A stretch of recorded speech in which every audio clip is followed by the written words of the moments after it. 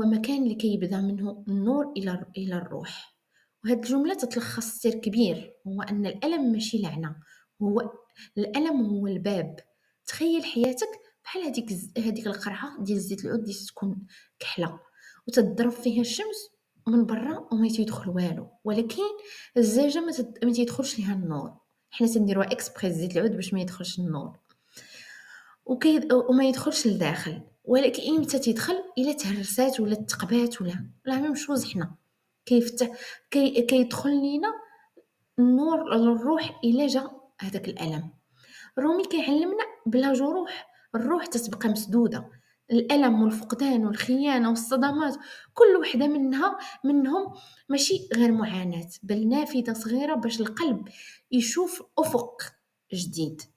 اليوم بزاف الناس كيهربوا من الجروح ديالهم، كيغطيو الألم بالضحك المزيف، بالمنشورات السطحية، بالشراء، بالاستهلاك. ولكن الحقيقة أن الجرح ما كيموتش، كيستناك وتيقول لك واجهني. رومي تيسولك علاش تهرب من الجرح، هو المعلم اللي غادي يبدل حياتك. الجرح اللي كيكسرك هو نفسه اللي كيعطيك معنى. البكاء اللي تتحس به وسط الليل هو اللي كيقدر يكون بداية لميلاد جديد.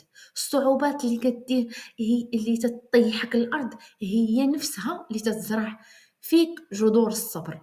الألم ماشي نهاية، الألم بداية. والنور ما تيدخلش من أبواب مغلقة، النور تيدخل من الكسور.